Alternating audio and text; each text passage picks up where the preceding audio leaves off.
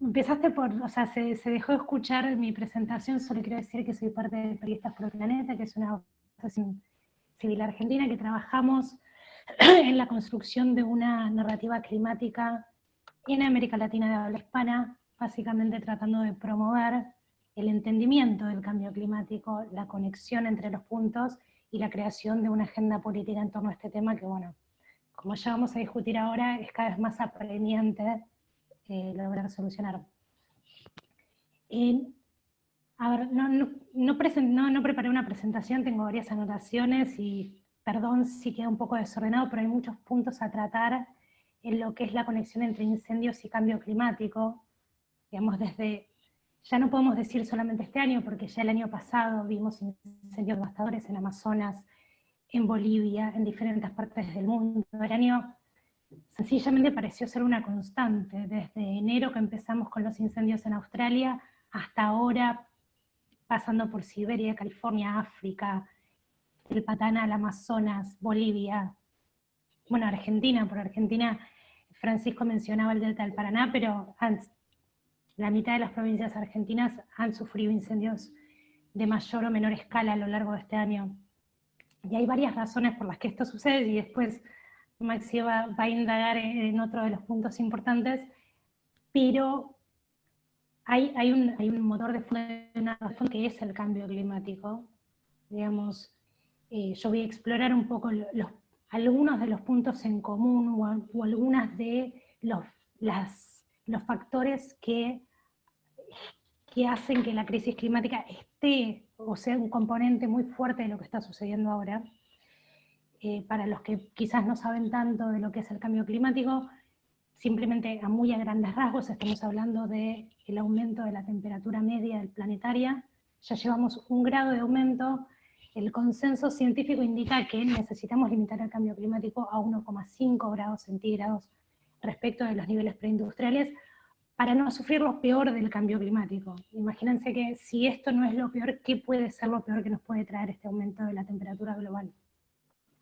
Entre esas condiciones se genera no solo un aumento de la temperatura, digamos, no solo temporadas de calor anómalas, sino también cambios en las distribuciones, por ejemplo, de las precipitaciones.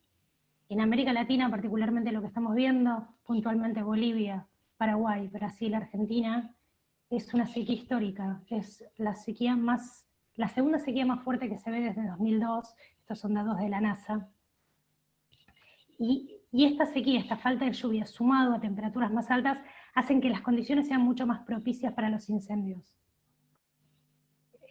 Básicamente las temperaturas son más altas, perdón por la explicación tan minuciosa ahora, pero cuando se elevan las temperaturas, los árboles tienen que absorber más agua del suelo, que bueno, luego liberan a la atmósfera a través de sus copas, pero este proceso lo que hace es secar la vegetación, los suelos, y todo esto lo hace más inflamable, es decir, el inicio de un incendio, sea intencional, o sea porque alguien tiró una colilla de cigarrillo en un bosque y la apagó mal o no la apagó, todo esto hace que cualquier condición, cualquier inicio de incendio se vuelva muchísimo más grande, se descontrole muchísimo más rápido. Entonces tenemos los incendios descomunales y fuera de descontrol que estamos viendo con las imágenes que hemos visto desde los cielos rojos en San Francisco hasta los humos que han llegado a Buenos Aires para los que viven en Argentina. Entonces, ¿qué sucede en este momento? Estamos viendo que las condiciones son más propicias. Básicamente se seca la materia orgánica y eso se convierte en combustible. Todo lo que queda seco del árbol se convierte en combustible, y este es el vínculo más directo que hay entre cambio climático y incendios forestales. Incendios forestales que incluyen incendios de humedales, ¿verdad? Porque en el Pantanal y buena parte de Argentina lo que estamos viendo no solo son bosques nativos, sino también humedales que están siendo incendiados, como sucede en el Delta del Paraná. Y en el Delta del Paraná es un ejemplo muy fuerte de lo que está sucediendo, porque allí tenemos una bajante del río nuevamente histórica, hace 50 años por lo menos que no se ve una bajante de este nivel. Entonces queda muchísima materia a la vista, digamos, ¿no? Entonces muchas tierras salen descubiertas en el valle, y al quedar al descubierto con bajas lluvias, con temperaturas anormalmente altas, hay una gran cantidad de masa seca que queda en la superficie y muy expuesta a ser incendiada. Por eso en el Delta del Paraná venimos viendo durante meses incendios que no logran ser controlados. De nuevo, ahora Maxi va a indicar otra de las razones por las cuales esto sucede, porque no es simplemente crisis climática lo que está pasando, pero sí la crisis climática es el factor de fondo. Tenemos, producto del aumento de las temperaturas, producto de los cambios climáticos que estamos experimentando, hay condiciones de los bosques que cambian. La Amazonía, por ejemplo, la Amazonía era un bosque que no conocía estaciones secas, eran estaciones húmedas y estaciones más húmedas. Con la crisis planetaria se ha generado una estación seca. Y de nuevo, cuando viene la sequía, es muy poco lo que se necesita para que se incendie un fuego y se salga completamente de control. Solo quiero agregar unas cositas más antes de terminar. Fran, vos decime cómo venimos con el tiempo, porque no lo estoy midiendo. Va bien. Dale, ¿no? Tenemos más probabilidad de incendios, más severidad y extensión de estos incendios. O sea, parece lo mismo, pero no lo es. ¿Qué pasa? Mientras más severo y más extenso sea el incendio, menos probabilidad hay que el suelo se recupere. Más probabilidad hay que ese árbol muera. Como ya los árboles vienen deprimidos, vienen sufriendo las consecuencias de la sequía, un incendio durante meses, como estamos viendo en Argentina y otras partes del mundo, hace que ese árbol y ese suelo y toda esa superficie forestal sea mucho más difícil de recuperar, si es que se puede recuperar, porque puede tardar décadas en recuperarse uno de estos ecosistemas, y esto es si no se toca, ¿no? Porque para que se recupere lo tenés que dejar ahí quemado como está y alejarte, pero todos sabemos que eso no es lo que sucede. Y de nuevo, no me quiero meter en lo que ya habla Maximiliano, pero una condición más, y ya terminamos, pero no solo hay mejores condiciones o condiciones más propicias para los incendios, mayor extensión y mayor severidad, sino que también hay más frecuencia. Y hay muchos estudios que ya vienen estudiando esto hace tiempo, sobre todo en California, y recordemos que California viene con temperaturas que vienen escalando en los últimos años, y este año en particular está sufriendo una ola de calor sin precedentes, pero entre 1973 y 2012 hay estudios que indican que los incendios aumentaron un 140%. Los grandes incendios en la región, no estamos hablando de pequeños focos, sino los grandes incendios, y esto es un promedio de 20 nuevos eventos por década. Digamos, estamos hablando de 20 incendios adicionales, como cada uno de los incendios que estamos viendo en este momento, bueno, 20 de esos incendios por década que se sumaron en los últimos años. Y no solo eso, sino que se hicieron más largos, porque la temporada de incendios, que fue la década desde 2003 a 2012, esas temporadas fueron 84 días más largas que la década de 1973 a 1982. Con lo cual, todo se vuelve muchísimo más grave, o sea, y no estamos hablando ni siquiera de las pérdidas ecosistémicas, ni de servicios, ni de biodiversidad, que también es parte de toda esta historia, pero lo que se está viendo es una generación de condiciones que fomentan el inicio de incendios. Y ahora sí, lo último, perdón, había dicho que era lo último, pero voy a más, que está muy relacionado con las sequías y los cambios de patrones de precipitaciones, que es el derretimiento de los glaciares.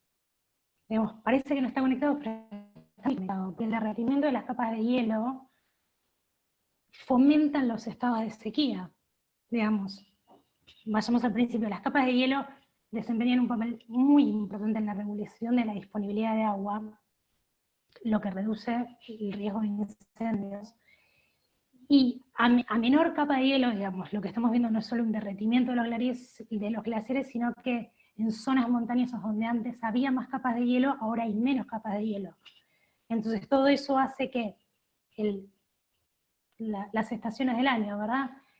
En invierno se acumula el hielo o la nieve, en primavera todo eso baja en forma de agua y alimenta los diversos ecosistemas que hay en la zona. Si no se acumula la suficiente cantidad de nieve en invierno, o si esta se derrite antes por estas temperaturas anómalas que estamos experimentando, puede haber escasez de agua en los días de mayor calor, es decir, cuando más necesitan los árboles y la vegetación para que no se seque tanto y que eso no sea tan inflamable como está sucediendo actualmente. Y de nuevo volvemos a California, pero bueno, es donde más medidos están estos procesos.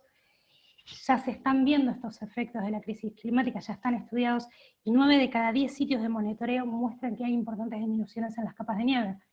Con lo cual, una situación como la que se está viendo ahora, lamentablemente no llama tanto la atención si uno sigue los análisis científicos o los estudios científicos que se hacen sobre estos temas, pero lo peor es que mientras más aumenten las temperaturas, mientras más dióxido de carbono se emite a la atmósfera, más condiciones favorables para incendios va a haber, más severos van a ser, más extensos van a ser y más frecuentes van a ser, no solo en las zonas donde ya hay incendios de forma habitual o donde los incendios son parte del ecosistema, digamos, el fuego también forma parte de los ciclos ecosistémicos en algunos entornos, sino que también en zonas donde antes no había incendios, que ahora están apareciendo y van a seguir apareciendo en las próximas décadas.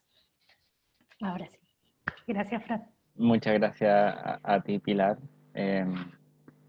Muy interesante todo. Y ahora vamos con Maximiliano, que creo que ahora puedes compartir pantalla también. Ahí, bueno, Pilar adelantó un poco esto. Están las condiciones, el calentamiento global, como que te sienta en esta especie de base, pero Maximiliano ha trabajado bastante un poco en quiénes están detrás de estos incendios, y bueno, lo dejo mejor a él, que ya está listo para presentar. Dale, Maximiliano. Muchísimas gracias, espero que me estén viendo bien. Antes que nada, gracias de vuelta a Francisco, gracias Pilar por la gran introducción a lo que es el problema estructural, ¿no?, de crisis climática. Específicamente, mi trabajo es para la cobertura de Futuros, que es la cobertura del Surtidor, que es un medio digital aquí en Asunción, Paraguay, donde me dedico específicamente a estudiar y a investigar a los responsables, las causas, las consecuencias de la crisis climática en el país más vulnerable a la crisis climática de Sudamérica, según últimos datos. Entonces quería arrancar primero con una idea general que siempre proviene del discurso público cuando hablamos de crisis climática, ¿no?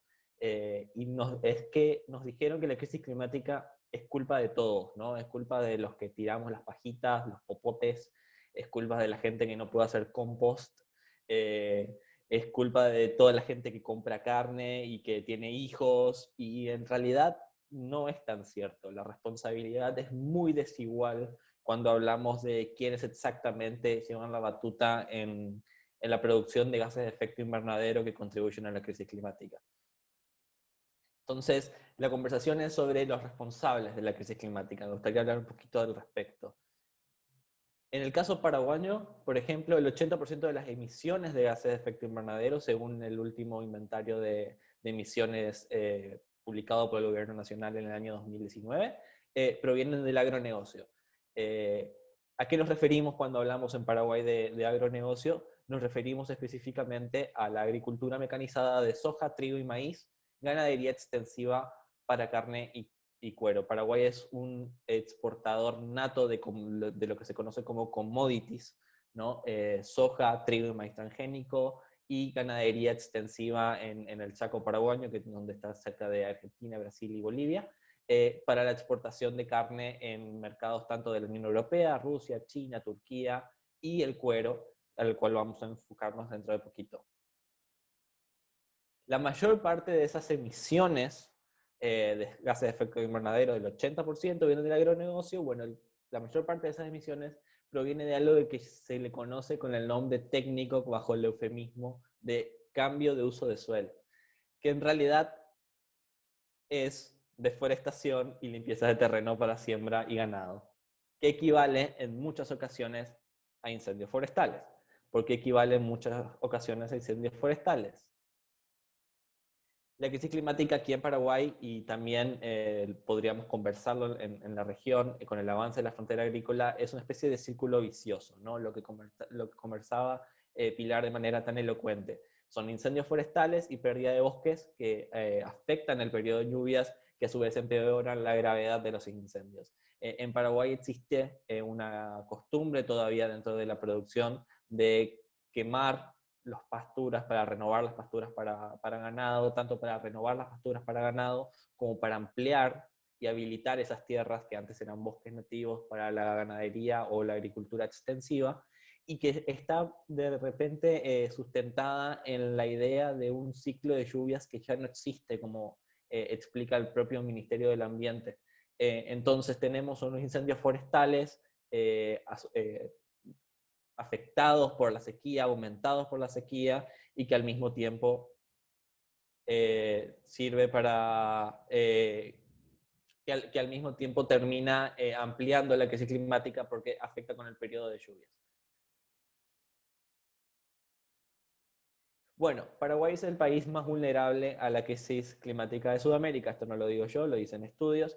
¿Por qué Paraguay es un país vulnerable, el país más vulnerable a la crisis climática de Sudamérica? En primer término, porque es un país sumamente dependiente de la exportación de commodities para su economía. Es decir, Paraguay depende en su gran mayoría de la exportación de carne, soja, maíz, trigo, cuero, carbón en una menor medida para su economía. La mayoría de la economía paraguaya es eminentemente primaria. La mayor parte del PIB proviene de eso, que no quiere decir que eso signifique que redunde en beneficios para toda la población, como podemos conversar más tarde. Entonces, lo que está en juego aquí es nuestro futuro. Paraguay ha tenido en los últimos meses incendios forestales. Hemos declarado en el mes de septiembre, declaramos una emergencia ambiental debido a la cantidad de focos de incendio. Solamente en septiembre tuvimos 53.000 focos de incendio. Y esos focos de incendios terminaron por afectar, valga la redundancia, el mismísimo aire que respiramos aquí en Asunción. Una realidad que ha sucedido para las comunidades campesinas hace mucho tiempo, que finalmente se traslada al área urbana y que por lo tanto dispara un montón de preguntas de cómo llegamos acá. Y aquí es donde, antes de pasar a la cobertura misma, les quiero mostrar cómo cubre esa cantidad de incendios el diario más importante de Paraguay. ABC Color es el diario más importante, es el diario más grande, y es un diario que tiene una posición editorial de negar el efecto humano a la crisis climática. Es el diario básicamente del agronegocio. Y aquí vemos un reporte basado en datos oficiales, donde cuenta dónde fue la mayor cantidad de focos, etcétera, etcétera, etcétera. Habla de que la mayor cantidad de focos fue en Villa Hayes, Pozos Colorados, ambos la región occidental, que es el Chaco paraguayo. Y dice al final, las altas temperaturas y las faltas de lluvias contribuyeron a que se registren numerosos incendios en todo el país. Y si bien la cantidad de siniestros disminuyó con el descenso de la temperatura el pasado fin de semana, se esperan nuevas jornadas de calor intenso. El problema con esta nota, más allá de la cantidad de focos de incendios reportados, tiene que ver con el gran problema que tiene el periodismo y el gran problema que tenemos en general para hablar de la crisis climática. Porque la crisis climática no se trata solamente de incendios forestales, la crisis climática no se trata solamente de eventos, y en el periodismo estamos muy acostumbrados a hablar específicamente de eventos. La crisis climática no es un problema panóptico para el periodismo. Es un periodismo sobre procesos. Y no solamente estamos hablando de cambios de usos de suelo o deforestación.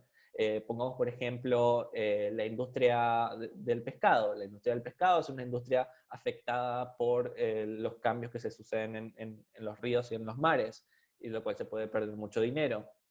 Una de las grandes formas que tiene la industria pescadera de reducir costos es contratar trabajadores migrantes, porque te salen mucho más baratos, nadie controla, no se pueden quejar porque no se pueden sindicalizar, y si se quejan terminan siendo deportados, lo cual significa que cuando se refiere a la industria de la pesca, crisis climática, aumento de la temperatura en el agua, controles fronterizos y derechos laborales son un mismo problema. Entonces, lo que hacemos aquí en el surtidor, como explicaba Francisco, me comentará si estamos bien de tiempo, es básicamente tener ese tipo de cobertura. Cuando hablamos de crisis climática, no estamos hablando solamente de dónde se está incendiando el país, sino quiénes son las manos que asusan ese fuego, quiénes ganan, quiénes pierden cuando hablamos de crisis climática. Pero para eso primero es necesario explicarle a la gente cuáles son los conceptos de crisis climática, ¿no? Y cuál es el futuro que está en juego cuando hablamos de crisis climática. Entonces, me gustaría traerles a ustedes dos casos específicos de cobertura que hacemos desde el surtidor, en el cual hablamos de los responsables de la crisis climática. El primero tiene que ver con una investigación llamada Grandes Chaco, que es una investigación en realidad realizada por la organización británica Earthsight, en la cual salió con el surtidor para su republicación de la investigación en Paraguay, y que habla de las empresas que deforestan tierras de lloreo para tapizar autos europeos. Es una extensísima investigación de 8 meses que documentó cómo 3 empresas particulares, 3 estancias particulares, una de ellas relacionada a una de las empresas de agronegocio más importantes del país, que es la cooperativa Chortizer, invadían tierras de una reserva del pueblo añoreo Totovigozoide, que es el último pueblo fuera de la Amazonía en Sudamérica que está en aislamiento voluntario. Las vacas que deforestaron esas tierras, las vacas que pusieron en esas tierras, tenían todo un camino que terminaba convirtiéndose en el cuero de autos de lujo BMW y Land Rover en Europa. En ese proceso se involucraban varias empresas. Entonces, teníamos a la cooperativa Chortizer, a las empresas brasileñas Yaguateporá y Caucasian. A partir de ahí teníamos Frigo Chorti, que era el frigorífico de Chortizer, junto con Sencoprod, que es el lugar donde se hace el cuero o se maquila el cuero de todas las cooperativas menonitas de Paraguay, que están entre los 3 o 4 primeros exportadores de carne y cuero de Paraguay. Por el otro lado estaba también Minerva y Frigomer, que es una multinacional de exportación de carne, la principal exportadora actualmente de Paraguay de carne, también está presente en Chile, en Argentina, en Brasil, en Bolivia y en Uruguay. Y está el frigorífico Concepción, que es el segundo exportador de carne de Paraguay. Como pueden ver, estaban todas las mayores empresas de agronegocio de Paraguay estaban en una cadena de valor que se basaba en cuero traído de tierras deforestadas de una reserva indígena, lo cual era totalmente ilegal. Y por último, todo este camino, Sencoprod, Lecon y Concepción, exportaban el cuero procesado a Pasubio Leder en Italia, que es el principal cliente del cuero paraguayo, y Pasubio Leder en Italia proveía el cuero de tapizado de autos de BMW y Jaguar Land Rover. Ese trabajo nos permitía entonces mostrar lo que podríamos decir el mecanismo, es decir, cómo estas empresas una y otra vez fallaban por omisión, por decirlo mínimo, o por acción militante, por decirlo máximo, en controlar de que la carne, el cuero, las vacas, no proviniesen de un delito ambiental. Un delito ambiental que si nos ponemos de manera técnica, conlleva lavado de dinero, porque es beneficios económicos provenientes de un delito ambiental. Y, para colmo, 2 semanas después de la publicación de esta investigación, se descubrió que mientras se incendiaba todo el país en septiembre de este año, en esas tierras donde estaban esas vacas hubo incendios forestales que sirvieron para limpiar las tierras, para poner las vacas, para poder procesarlas, para vender el cuero, que terminó en autos de lujo BMW y Jaguar Land Rover.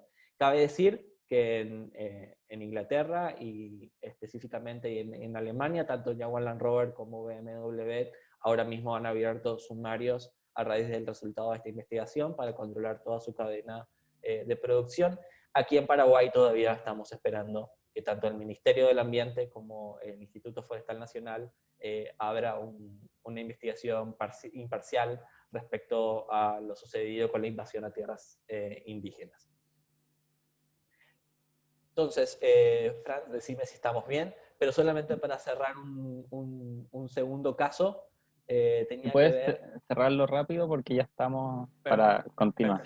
Perfecto, perfecto. Solamente para explicarles que cuando hablamos de crisis climática, como muestra la investigación de Earthsight, no estamos hablando simplemente de lo que hablamos como periodismo ambiental o de la conservación de especies, sino estamos hablando de periodismo sobre la gente.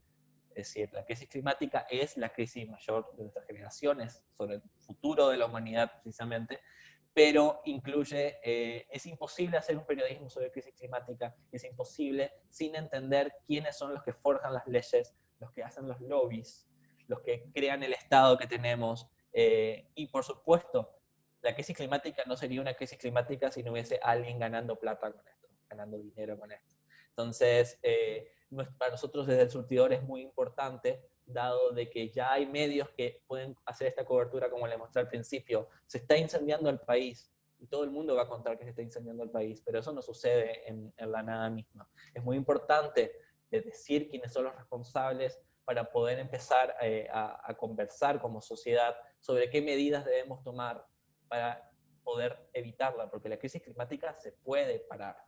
Esa es otra cuestión que tenemos a futuro. Es muy fácil caer en el cinismo climático, es muy fácil entrar en nuestros celulares y ver cómo se están perdiendo especies y cómo se están quemando cientos de miles de hectáreas y caer en una depresión. Es un concepto psicológico válido, es algo que nos está sucediendo tanto a nuestra generación de 25 años como la generación que viene después de nosotros, que tiene 18, 19 y posiblemente no tenga un futuro o no vea perspectiva de un futuro. Pero la crisis climática tiene responsabilidades específicas que debemos señalar para poder cambiarlas, y puede cambiar si nos proponemos la gran tarea y la difícil tarea y la contradictoria tarea de analizar qué cambios profundos, radicales, entre comillas, debemos tomar para solucionarlo.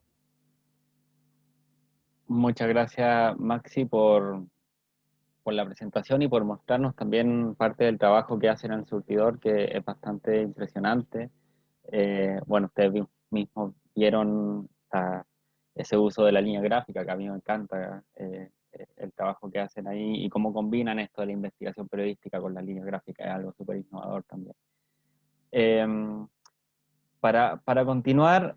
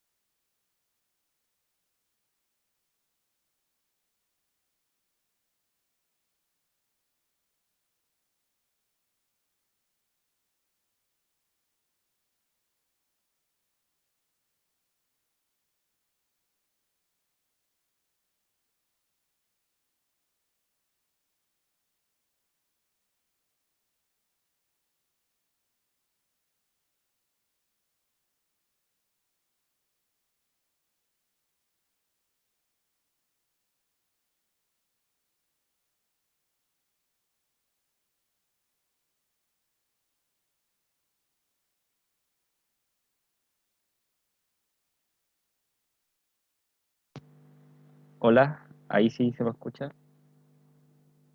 Ahí sí. Eh, si me pueden decir hasta dónde se escuchó, genial. Nada. Eh, bueno, parto de nuevo. Pero más concreto.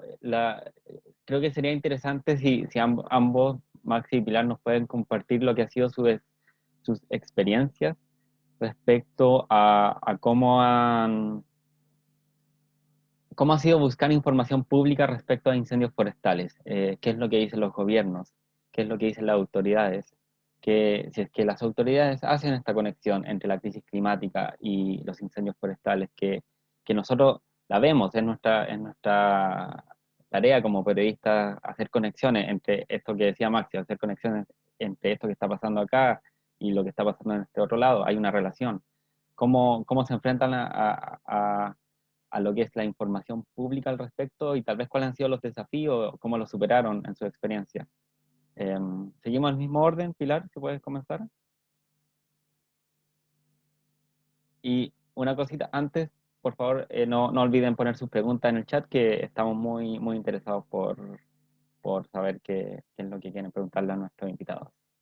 Pilar, tengo que...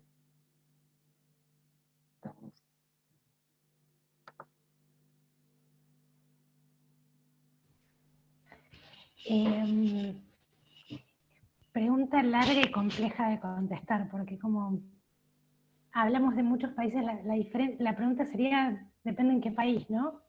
Digamos, hay algunos gobiernos que hacen, bueno, yo citaba muchos casos de California, se sabe que el gobernador de California salió a hablar expresamente de la crisis climática, ni bien empezaron los incendios. En Argentina es un poco más complejo,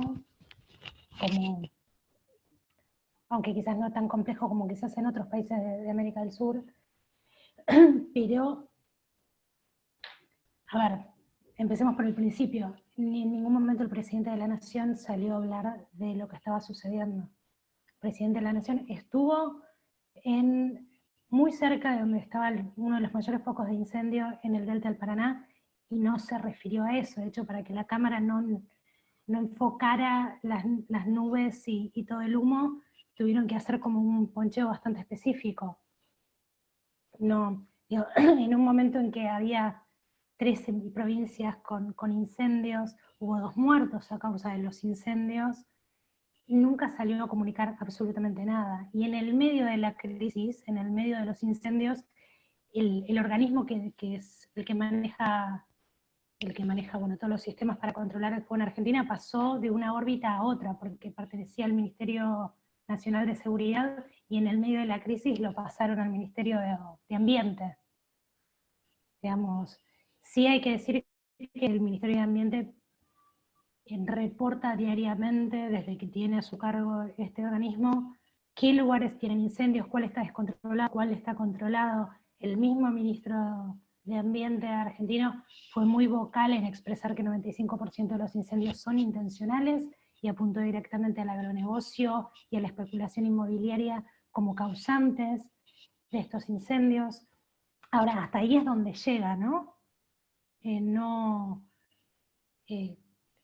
Probablemente nunca tengamos estudios que dimensionen la pérdida de biodiversidad que esto causó, los desplazamientos de poblaciones que esto tuvo como consecuencia, las emisiones de gases de efecto invernadero que esto produjo.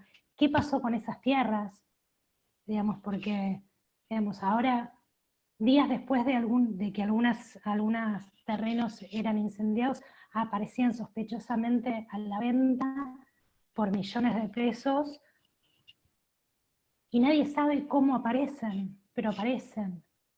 Entonces, digamos, sí hay una intencionalidad de informar ciertos aspectos en este momento, no tanto otros, y hay en el trasfondo toda una conversación sobre modificación de ley de bosques, que puede ser abrir una gran caja de Pandora, y una ley de humedales que se está discutiendo en comisión, pero que nunca llega a ser aprobada por el Congreso. Es muy difícil dar con determinada información, hay muchas cosas que no se monitorean, hay muchas cosas que no se controlan, hay muchos datos que no se hacen públicos, y es muy difícil llegar a información oficial, porque bueno, también faltan estaciones de monitoreo. Digamos, la calidad del aire, por ejemplo. Tenemos tenemos pocas estaciones de monitoreo de calidad del aire, y algunas de esas estaciones no miden PM 2,5, que es quizás de lo más dañino que hay. Entonces es muy limitado lo que se puede hacer. Creo que yo me estoy extendiendo un montón, podría hablar 1 hora y media sobre esto, pero te paso la posta, Maxi, porque si no voy a continuar.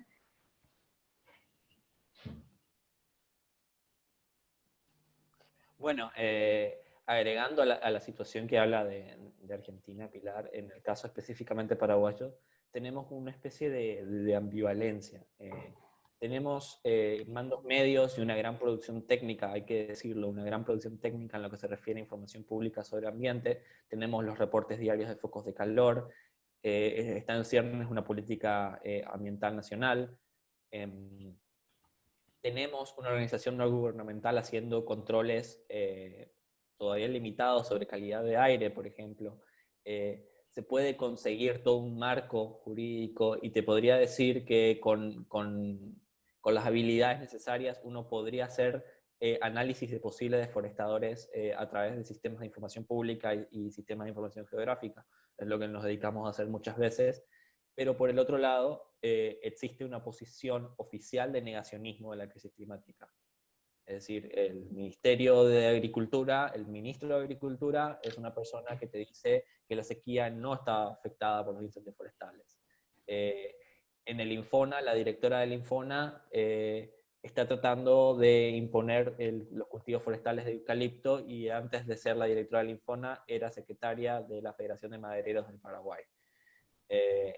El Ministerio del Ambiente tiene una posición mucho más abierta a hablar de crisis climática, pero tiene a su cargo 50 leyes ambientales y un presupuesto menor al de una municipalidad. El presidente de la República reconoce una emergencia ambiental y habla de multilateralismo en la ONU, pero cuando se refiere a tratar de hablar o tratar de señalar sobre quiénes son los responsables de la crisis climática, termina dándole subsidio a los mismos ganaderos, posiblemente victimarios de los actuales incendios forestales. Entonces, existe como una especie de ambivalencia donde los mandos medios hay una producción, hay de hecho un análisis muy bueno realizado aquí en Paraguay por CEPAL, el anterior gobierno nacional, que habla de la economía de la crisis climática, que habla, por ejemplo, de lo que sucedería con la inversión agrícola y el rendimiento agrícola de cultivos como la soja, si no se cumple el Acuerdo de París, el efecto que tendría en el norte del país específicamente, que es una de las zonas más pobres, pero al mismo tiempo las pocas investigaciones que terminan señalando, bueno, pero ¿quiénes son quienes están azuzando eso? Terminan con muchísimo control por parte del Estado. Nuestro Consejo Nacional de Ciencia y Tecnología, CONACYT, que es una institución de hecho muy novel, es decir, en Paraguay, hace muy pocos años tenemos un organismo estatal que se dedica de manera sistemática a financiar ciencias, todo tipo de ciencias, y una sola investigación sobre impacto de agroquímicos, por darles un ejemplo, terminó con el cooptamiento total de los gremios de la producción, es decir, todos los gremios de la producción terminaron, que tenían voz mayoritaria en el Consejo, terminaron decidiendo de que no importa que estas investigaciones hayan sido aprobadas por pares, ellos son los que van a decidir finalmente si esa investigación recibe dinero o no. Entonces existe una forma de control de información pública muy notoria y muy politizada que persiste finalmente para controlar el negocio. Aquí, por ejemplo, decía Angélica que todos somos responsables como especie de la crisis climática. Sí, por supuesto que todos somos emisores y todos tenemos una huella de carbono y que las acciones individuales son muy importantes. La cuestión está en no por eso creer que todos tenemos la misma responsabilidad. No es mismo la responsabilidad de países pequeños como la responsabilidad de países grandes. No es lo mismo la emisión de gases de efecto invernadero de Paraguay con la emisión de gases de efecto invernadero de China o Estados Unidos. No es lo mismo el impacto de que Paraguay saliese del Acuerdo de París como que Estados Unidos ayer se haya ratificado en salirse del Acuerdo de París. Y en lo que se refiere específicamente en Paraguay, lo que acontece con la cuestión de la responsabilidad estatal respecto a la responsabilidad ciudadana y la responsabilidad de los grupos de poder respecto a la responsabilidad ciudadana, es de que personalmente creo que si ponemos al mismo nivel, si todo el mundo es responsable, nadie es responsable, porque nadie puede señalarle a nadie. Nadie tiene el valor moral para señalarle a nadie. Y es francamente una falacia demostrada por el consenso científico. No solamente el inventario de emisiones, sino el último estudio de Oxfam. Pero respondiendo específicamente a tu pregunta, Francisco, existe una ambivalencia, existe una buena producción en mandos medios técnicos, pero que no se traslada para nada a políticas públicas. Voy a sumar una cosa más. Por favor. Francisco. Porque también, a ver, en Argentina pasa mucho esto también, ¿no? Que todos lloramos por el cambio climático a nivel discursivo, digamos, acá por suerte no hay grandes generadores del cambio climático, digamos, no tenemos esos problemas pero, digamos, sí se puede expresar una preocupación, se pueden decir muchas cosas, pero al final del día lo que te marca la real intencionalidad o no de un gobierno de luchar contra la crisis climática son las medidas que toma y los sectores que fomenta. Digamos, en el medio de esta crisis de incendios forestales que estamos viviendo, se bajaron los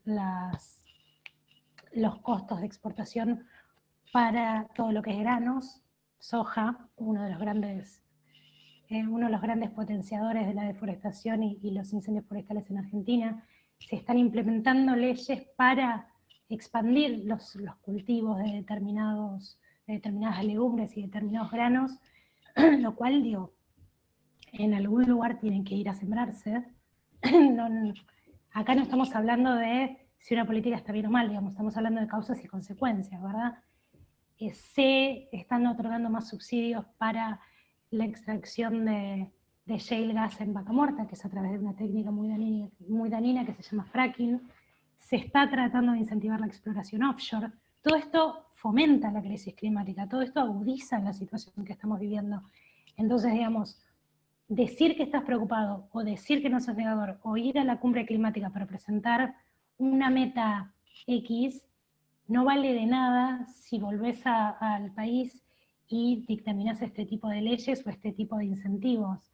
Y en este sentido, digamos, nosotros en Argentina hemos tenido, no con el actual gobierno, con el anterior, una situación de una sequía muy fuerte, que fue tan fuerte la sequía que se llevó puesto un punto, 5 del PBI, lo cual fue la gotita que rebalsó el vaso y que empezó a agudizar la crisis económica que todavía se vive hoy. Y en el discurso que dio el entonces presidente para decir, bueno, ¿qué está pasando? ¿Qué vamos a hacer? En una misma oración dijo, la crisis climática es responsable de todo esto, digamos, quitándose completamente la responsabilidad de lo que está pasando, digamos, como nosotros no tenemos nada que ver, es el planeta que está loco y nos trajo a esto, pero Vaca Muerta, de nuevo, extracción de gas y petróleo, uno de los principales generadores de la crisis climática, es lo que nos va a sacar de esta crisis económica. Para salir, alimentamos más la crisis climática, que nos va a llevar a mayores impactos y mayores problemas y mayores depresiones del PBI, entre otras consecuencias muchas, ¿no? Para volver como al tema de cómo lo podemos cubrir estas cosas. Yo les contaba el otro día a ambos que en Chile tuvimos una experiencia. En 2017 fueron los incendios, bueno, toda la última década ha estado la temporada de incendios, con muchos incendios, pero el 2017 particularmente fueron muy intensos. Este año apareció la información porque la medición de gases de efecto invernadero en Chile se hace cada 3 años. Y es una medición dentro de todo muy buena. Hay mucha gente trabajando en eso, gente muy preparada, muy profesional.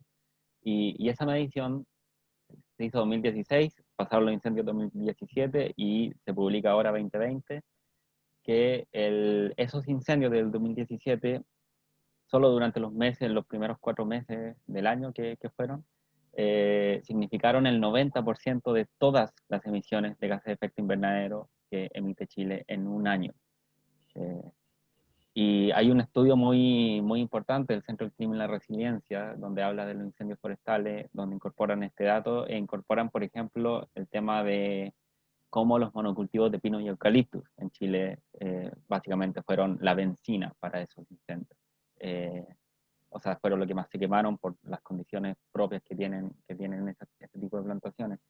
¿Y por qué digo esto? Es cómo enfrentarnos como periodistas ante eso, porque cuando pasó esto, yo a mi editor en ese entonces le dije, esto es una notición, o sea, es el 90% de las emisiones de un solo año en solo unos incendios forestales. Y lo primero que me dicen es, eh, pero eso fue hace 3 años, eso ya pasó, eso no es noticia. Conecto esa experiencia con esta pregunta. ¿Cómo abordar estos temas? ¿Cómo abordar estos temas que son complejos, que suponen conexiones, que no son tan ahí como estar, o sea, el ejemplo que daba Maxi, todos los medios están ahí en la noticia en ese momento. Acá en Chile todos los medios estaban ahí en 2017 y ninguno cubrió 2020 el dato de emisiones de CO2 de esos incendios. ¿Qué recomendaciones tienen ustedes en términos de formatos periodísticos, de estilos periodísticos, de cómo acercar, de cómo construir narrativas periodísticas respecto a estos temas? Maxi, si quieres empezar. Bueno, es una pregunta que tiene mucho que ver con el modo en el cual hacemos periodismo en sí mismo y en el modo en el cual cubrimos la noticia en sí misma, que genera un problema, como comentábamos más atrás. Tiene mucho que ver con el hecho de que en el periodismo solemos cubrir las cosas más como una serie de eventos, como lo que en realidad la historia es, la vida son procesos que se van en el tiempo y que tienen muchas bifurcaciones y que tienen muchas complejidades y que tienen muchas contradicciones. Entonces, si te diría que una forma de solucionar eso es foco. Es decir, ¿cuántos medios de Sudamérica tienen una cobertura específica no de medio ambiente, de crisis climática? ¿Por qué? Porque tener un foco conlleva tener una audiencia o una comunidad informativa comprometida, porque hay ganas, hay hambre de este tipo de noticias. Entonces, es una apuesta de los medios a poder cubrir a largo plazo, tener una audiencia cautiva que sabe y que quiere esa clase de información, como sucede con otros tópicos. Es decir, se ha demostrado cuántos años se ha dicho que la cobertura sobre el conflicto con las comunidades LGBT no le interesaban a nadie. Y finalmente, claro que le interesaban, porque trata la vida de la gente. El desafío del periodismo es conectar, creo yo, aparte de dejar de situarse al periodista como el que sabe todo, el que va a entender todo. En realidad somos simplemente repetidores de un montón de realidades que nos pueden llegar de la gente, pero sobre todo conectar eso estructural, ese incendio que está sucediendo en el Chaco paraguayo, con la realidad, con la polución de aire que te está haciendo toser mañana y que te va a tener problemas de salud mañana. Lo mismo con la exportación excesiva, la importación de autos de segunda mano, con el hecho de que vos no puedas vivir en la ciudad y cómo no poder caminar en la ciudad termina que vos tengas problemas de obesidad, hipertensión, aneurisma, ASB, etcétera, etcétera. Entonces, entender eso, salirnos de la cajita verde, de la cajita de que crisis climática es una cuestión verde nomás y despejada de cualquier interacción humana, de la vida diaria, y ponernos a complementar y explicar una y otra vez, y no tanto explicar, sino unir cabos. El trabajo de unir cabos es muy importante, porque ahí es cuando la gente dice, ah, ahora ya pillé.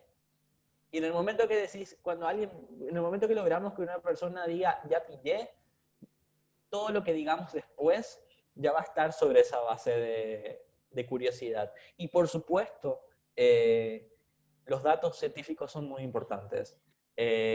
Trabajar con la comunidad académica es súper importante.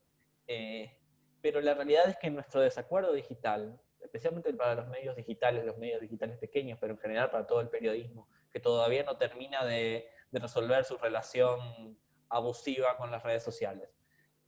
Vivimos en un desacuerdo digital donde los algoritmos te indican qué te gusta y qué no te gusta. Y el periodismo está compitiendo con Netflix y está compitiendo con los memes de gatitos. Al mismo tiempo, es la batalla por la atención más grande de la humanidad. Entonces, es muy necesario a nivel de formatos, o por lo menos lo que creemos en el surtidor, es muy necesario no solamente surtir información precisa, sino surtir información de manera bella y surtir información de manera que emocione. Hay una historia ahí, y es una historia sobre todos nosotros, que no es renunciar a la honestidad y no es renunciar al rigor, pero hay una historia sobre todos nosotros que hay que contar y que el periodismo debe dejar de alejarse tanto y poner un poquito más el cuerpo en la vida de la gente. Y los formatos como la ilustración, el video, la fotografía, el periodismo de movimientos, trabajar en crowdsourcing con la comunidad, es lo que nosotros solemos hacer bastante, invita a que la gente se involucre en la producción de la información, en la difusión de la información y qué se hace después de tener la información. porque tenemos muchísimo, o sea, estamos sobreinformados e impotentes muchas veces. ¿Cuántos de todos ustedes, les pregunto a la gente que está en el chat, cuántos de todos ustedes amanecieron con incendios forestales en sus países, revisando el scroll de Instagram o de Facebook o de Twitter, y todo el mundo estaba bajón, todo el mundo estaba deprimido, y nadie sabía qué hacer? Ese es el gran meollo del periodismo. Nosotros ya no solo surtimos o damos información periodística, nosotros tenemos una responsabilidad con el bienestar de la gente. Y parte de eso significa darle herramientas a la gente, o proponer herramientas a la gente, o promocionar a los movimientos, a las organizaciones y a los eventos que estén dando herramientas a la gente para poder movilizarse. Porque si no, termina siendo contraproducente, termina habiendo un desgaste. Entonces, para hacerlo así, long story short, creo que simplemente el periodismo tiene que empezar a bajarse un poquito más del atril y empezar a conectar los cabos para decir lo que en realidad podría parecer una obviedad, pero no lo es. Esto está pasando aquí, ahora, y está afectando gente real, de carne y hueso, con nombre y apellido, y puede ser vos. Pilar. Ah, perdón. Pensé que ibas vos, Fran. Me encantó la frase unir cabos, Maxi. Me parece sencillamente brillante. Y quiero, o sea, para sumar a lo que vos dijiste, como para aportar también, porque hay un problema muy fuerte, casi como una maldición que pesa sobre el periodismo ambiental, ¿no? Y yo trabajé varios años en medios tradicionales de Argentina, fui incluso editora de un medio en Argentina, para que vean la complejidad. No es simplemente el redactor el que lucha contra estas barreras, también es...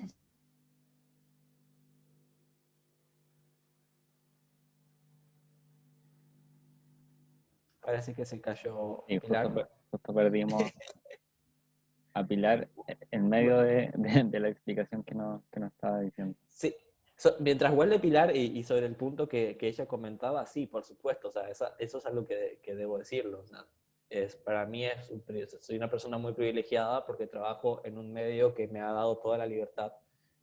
También tiene sus limitaciones porque somos un medio pequeño, somos un medio nativo digital pequeño, en un mapa de medios paraguayos muy concentrado específicamente, que es la realidad de toda Sudamérica, básicamente, pero que tiene que ver con los intereses que hay dentro de los medios tradicionales y con las superestructuras que pueden ser los medios tradicionales. Es decir, en mi caso particular, tengo una libertad muy grande para poder cubrirlo, siempre y cuando pueda demostrar el rigor de lo que hago y demás, y trabajo con audiencias.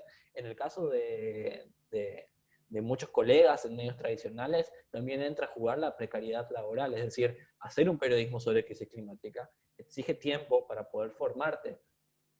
O sea, no es que decidís una mañana y decís, no, yo voy a empezar a cubrir crisis climática. No, tenés que pegar un par de telefonazos, escuchar a la gente, entender un par de conceptos. Lo normal, como cualquier persona que se involucra en una cobertura. Ahí volvió Pilar. Ahí volvió. Sí, estás con el micrófono apagado, Pilar. Creo que puedes...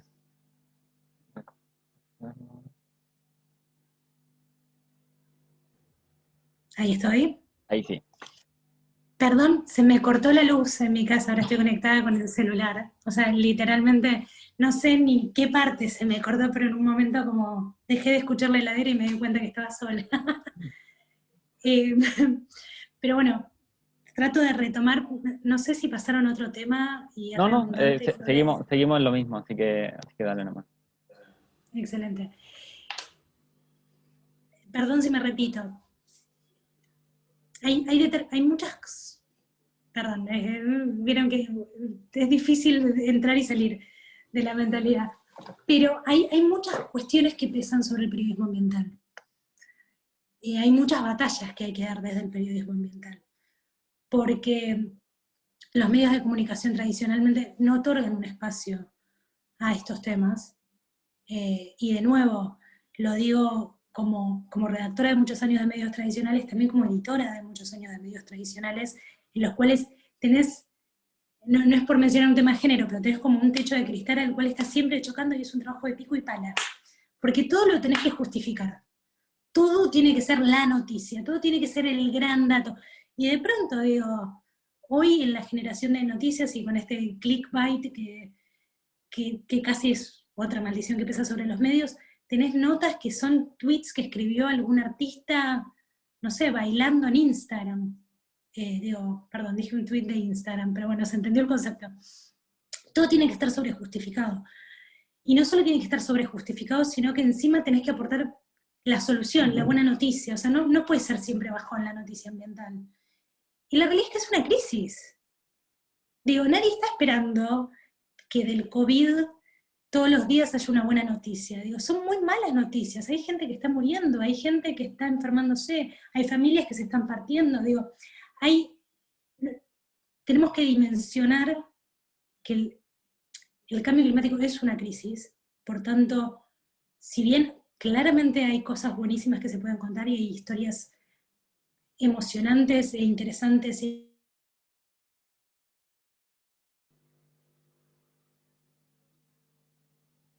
Sigue con Se fue problemas de internet. Sí. Pero es muy interesante ese punto, que es, no se puede pensar un periodismo, o sea, cualquier forma de pensar el periodismo hoy día, cualquier tipo de periodismo tiene que ver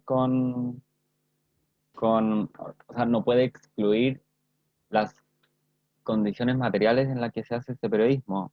Condiciones, me Ahí refiero creo que a volví. esto del clickbait. Sí, Perdón. ahí volviste. Parte de la crisis. Sí, parte de la crisis climática, todo esto. Pero bueno, perdón, Fran. Dale. No, pero Sí, no, dale. para hacerlo corto, la crisis climática es una cuestión de derechos humanos. Es algo que está impactando digamos, impacta sobre todo, sobre los ecosistemas, sobre nosotros, nuestra salud, los animales, digamos, no hay nada que quede sin tocar. Entonces, digamos, ante el desafío que vos planteabas, Fran, de mi editor no quiere, sí, probablemente no quieran, porque ellos quieren el incendio, y ni siquiera linkearlo contra la crisis climática, pero porque es sensacional, porque atrae vistas, porque atrae lecturas, porque atrae los números, porque, digamos, en algunos países son las redes las que empiezan a hablar del tema, entonces los medios tradicionales se tienen que hacer eco, no son ellos los que están marcando la agenda muchas veces. Digo, pero al final del día, ese dato que vos contás, es un dato, es una noticia, es un dato nuevo. El tema es cómo contarlo, y el tema es tener la apertura mental, porque si no, si vamos a hablar de ese caso, digo, cada nuevo dato de la pobreza, te deberían decir lo mismo, digamos, son datos que se van descubriendo y que hay que comunicar, porque es parte de la conversación. Y otro de los grandes problemas que tiene el periodismo climático, más allá de todo el trabajo de pico y pala que cada uno de nosotros hace internamente en los medios, es que tampoco puede ser considerado, digamos, es muy específico, requiere muchísimo conocimiento, es muy técnico, parece que es fácil, pero no es fácil, hay mucha ciencia, hay mucha técnica detrás, pero al mismo tiempo el clima debería ser casi como un enfoque. En ese sentido es más como el género, debería ser un enfoque transversal en el medio, porque vos cuando hablas de economía tenés que incorporar factores climáticos, riesgos climáticos, cuando hablas de energía mucho más, cuando hablas de incluso litigios judiciales relacionados con defensores de la tierra u otros, digamos, en cada parte de un diario y de un medio de comunicación está inserto el factor climático, y el problema es que lo vemos como la noticia soft, la noticia que nos tiene que lograr, el emprendimiento, digamos, lo que una de mis socias llamaría turismo, y se pierde el trasfondo, porque no te lo relacionan, porque queda como algo vacío, como algo desprovisto, y como algo que, bueno, sí, todos sabemos que hay un tema climático, pero no es más importante que lo que está pasando ahora, y es tan importante como lo que está pasando ahora.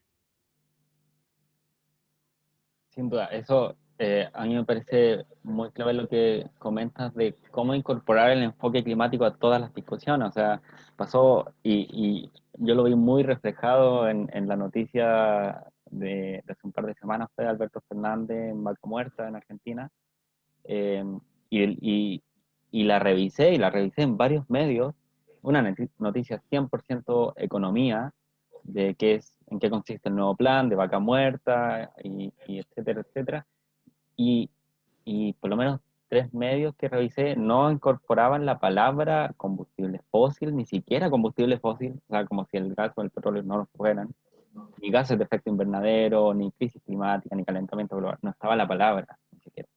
Y esto en tiempos de Google, donde Google como dependes de eso para los buscadores, es tremendo.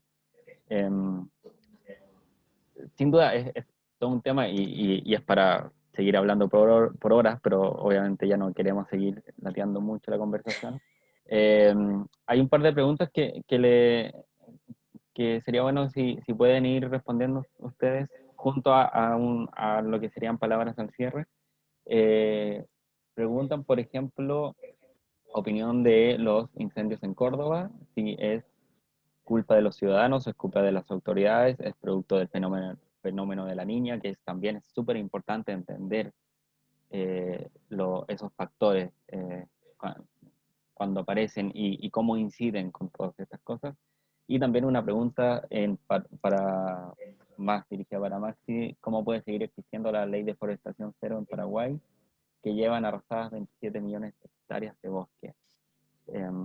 Si pueden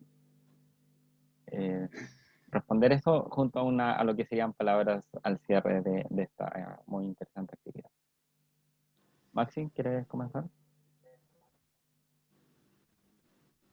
Bueno, respondiendo a esa pregunta, la ley de forestación cero en Paraguay es una ley de forestación cero solamente en la región oriental del Paraguay. La región oriental del Paraguay, que es donde vive la mayor parte de la población, en general tenemos la mayor parte de esas tierras se deforestaron antes de la ley de deforestación cero, en el lugar donde está la soja, donde antes estaba el algodón. ¿Cómo puede haber incluso aún así hay deforestación ilegal y hay cambio de uso suelo en la región oriental, si bien la mayor parte de la deforestación en Paraguay sucede en el Chaco, donde muy casualmente no hay una ley de deforestación cero? Muy casualmente, no tiene nada que ver con el hecho de quiénes están quiénes trabajan en el Chaco y cuáles son sus intereses. Para nada tiene que ver. Pero en lo que se refiere, es lo que creo que comentaba aquí Obando en el chat, lo que hablaba de una pandemia legislativa. Me gusta mucho el concepto, porque nos ayuda a entender que con leyes per se no vamos a solucionar nada. Por eso no estoy diciendo que no tener leyes, que tener leyes sea malo, ¿no? Estoy totalmente a favor de la existencia de un marco regulatorio bastante robusto, en especial y abarcativo, sobre todo, y que contemple también que el hecho que hay productores que quieren cumplir. O sea, personalmente considero que es muy poco lo que se les exige de vez en cuando. Por lo menos, por ejemplo, en Paraguay, es muy poco lo que se le exige a los productores del agronegocio. El problema es que ni siquiera ese poco se cumple.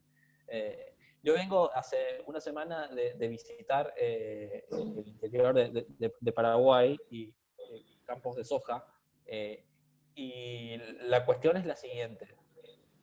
Vos podés tener la ley más bonita del mundo, la ley más abarcativa del mundo. La Constitución paraguaya pone el derecho a un medio ambiente saludable antes que el derecho a la propiedad. Es algo que muy pocas constituciones tienen en Sudamérica. Es una constitución que tiene más de 30 años. Pero cuando estás en terreno, las leyes terminan siendo dirimidas por las relaciones de poder que hay en terreno. Y en gran parte de Paraguay, las municipalidades, las juntas municipales, la policía, el Ministerio del Ambiente no existe. Hay 20 fiscales ambientales para toda la región oriental. De vuelta, el Ministerio del Ambiente tiene un financiamiento mínimo y van a reducir el financiamiento del Ministerio del Ambiente para el 2021. Esa es la promesa del gobierno de Mario Abdo.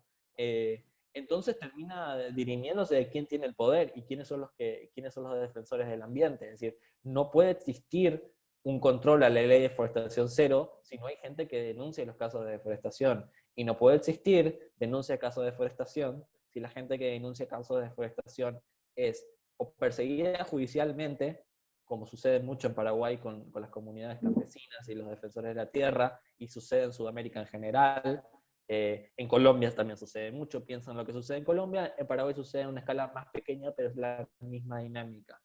Y cuando existe una severa expulsión, es decir, la migración campo-ciudad, Paraguay sigue teniendo uno de los porcentajes de población rural más grandes de Sudamérica, es el 35% de la población. Pero la migración campo-ciudad, o sea, los cultivos extensivos y la deforestación aguantan todo menos gente. Lo que no quieren es tener gente a su alrededor, o sea, vuelvo al principio. Cuando hablamos de crisis climática, no solamente estamos hablando de deforestación, sino estamos hablando del derecho a la tierra, de la migración, del control fronterizo, de los derechos laborales. Si uno trabaja como peón en una estancia, pero no tiene derecho a un sindicato, uno denuncia un posible delito ambiental y termina, como mínimo te echan. Y no tenés ninguna protección ante eso porque no tenés un sindicato, no tenés un ministerio de trabajo. Entonces, el marco jurídico no puede estar, el análisis del marco jurídico no puede estar ajeno o aislado de la realidad en campo. Y la realidad en campo es de que hoy hay enteras zonas del país donde el poder no es el Estado. Son los grandes productores de actividades legales o de actividades ilegales. Y son ellos los que financian los que ponen la camioneta para la policía, y son ellos los que financian la campaña de los intendentes y de las juntas municipales, y son ellos los dueños de la tierra. Respondiendo a tu pregunta, entonces, sí, de vuelta, es importante un marco jurídico, es importante la transparencia, pero es muy importante entender que cualquier cuestión ambiental que hablemos en términos ambientales es eminentemente económica, es eminentemente social y es eminentemente política. Muchas gracias, Maxi, por la presentación y las palabras. Pilar. Sí, tendría como muchísimas cosas para contar a lo que dice Maxi. Solo quiero decir una cosa que va en línea con esto que preguntaban específicamente para Córdoba, y es que verdaderamente hay una pandemia legislativa. Digamos, nosotros acá en Argentina, ahora a fines de noviembre va a cumplir 13 años la ley de bosques, que es una ley preciosa, o sea, a nivel texto es una ley muy, muy, muy buena, pero que nunca se cumplió. Nunca se financió, nunca se generaron los mecanismos de control, siempre fue un tire y afloje, digamos, incluso para el año que viene, el presupuesto que se le asigna es microscópico, digamos.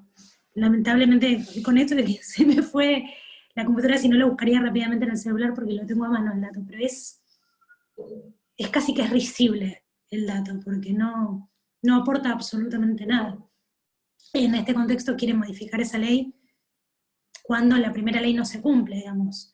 Y todas las cuestiones que podrían sumar en una nueva ley son leyes que se pueden modificar de la ley actual. Digo, también ahí, a partir de todo el debate parlamentario y todos los procesos que eso genera, también se presentan como soluciones, cosas que en realidad no son soluciones, muchísimo más simples. Porque vos lo que necesitas es controlar lo que está sucediendo. Vos necesitas, o sea, vos sabés quién está en dónde.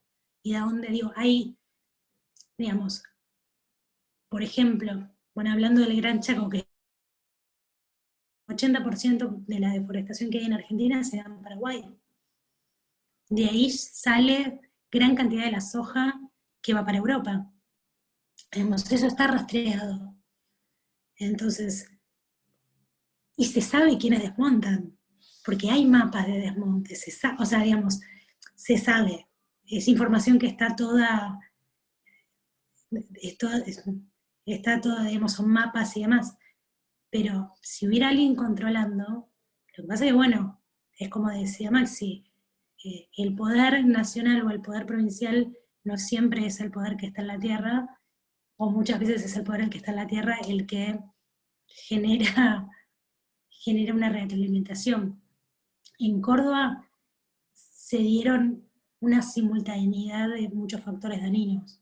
Como hablábamos antes, Argentina está viviendo... Argentina, y no solo Argentina, digamos, también Paraguay, Bolivia y la Amazonia, está viviendo la segunda sequía más intensa de 2002. Digamos, es muy extrema la sequía que se está viviendo, no es algo menor, y como contaba al principio, eso hace que todo se prenda muchísimo más rápido, digamos. Cuando hay un bosque seco, es muy poco lo que se necesita para empezar un incendio. Digo, todo es combustible, la tierra, las hojas, el pasto, todo puede alimentarse. Y prende el foco y es muy difícil de controlar también porque, digo, la respuesta es tardía, nuevamente, en todos nuestros países también hay un déficit de todos los mecanismos para prevenir y apagar ese incendio, porque bueno, no tenemos todas las herramientas que se necesitan. Y a eso se suma una sequía muy extrema, se suma con, de nuevo, la especulación inmobiliaria, básicamente. Tiran el fósforo para quemar todo y después esa tierra se compra a un precio regalado y se hacen grandes emprendimientos, barrios cerrados, cosas de lujo generalmente, digamos, no, ahí no suelen ir tierras o casas para los más necesitados justamente. Y hubo, o sea, salieron en Córdoba mismo, pocos días después de tierras que quedaron arrasadas por el fuego que ya se había apagado el incendio, curiosamente salieron a la venta esos terrenos. Y nadie, no se sabe, no está muy claro cómo eso llega a estar a la venta, pero llega a estar a la venta. También está detrás, de nuevo, el agronegocio, para plantar vacas, perdón, para poner vacas primero, para plantar soja después, digamos, todo el proceso de quemado de pasturas, digamos, tiene también un ciclo. Te diría que es para plantar vacas. Es para plantar vacas, justamente. Entonces, primero pones vacas, o se inicia, digamos, también es parte de la cultura histórica que hay en la ganadería en nuestros países, ¿no? Se queman las pasturas para preparar, digo, hay todo un proceso que no existe desde ahora, existe desde siempre. Lo que pasa es que, bueno, con una sequía descontrolada y con cada vez más terreno y con más rédito económico, porque una de las cosas que pasa con nuestra ley de bosques, por lo menos, es que las sanciones son tan risibles que al productor le es muchísimo más económico, o sea, le es muchísimo más beneficioso económicamente deforestar, quemar, pagar la multa y hacerse el rédito económico por la actividad que luego realiza. Hemos estado en un círculo muy vicioso. Y digamos, para que oficialmente el Estado Nacional salga a decir en Argentina que el 95% de los incendios son intencionales, es que es muy agresivo ese trabajo, y es que en realidad está muy fuera de control la situación. Digamos, pensemos que todo esto además ocurre mientras nuestros países están en cuarentena, porque en Argentina en el Chaco argentino hubo 43.000 hectáreas deforestadas mientras el país estaba con medidas de confinamiento. No es que nadie puede salir a la calle excepto los desmontadores. Todas estas temporadas de incendios terribles se dieron en momentos que la mayor parte de la población estaba encerrada en sus casas, digamos, con lo cual la posibilidad de que el inicio de ese incendio haya sido una persona, un turista que fue, porque las poblaciones que viven cercanas a bosques están muchísimo más entrenadas y son mucho más conscientes de que no podés tirar un cigarrillo, digamos, es un descuido muy fuerte en un momento de sequía en un bosque. Es muy raro que una persona ajena a ese ecosistema haya justo ido y haya apagado mal un incendio y con eso explotó la situación. No sé si contesté bien la pregunta porque creo que me fui un poco por las ramas, pero bueno, las dejo ahí. No, súper interesante todo y muchas gracias, Pilar, por la participación en los comentarios.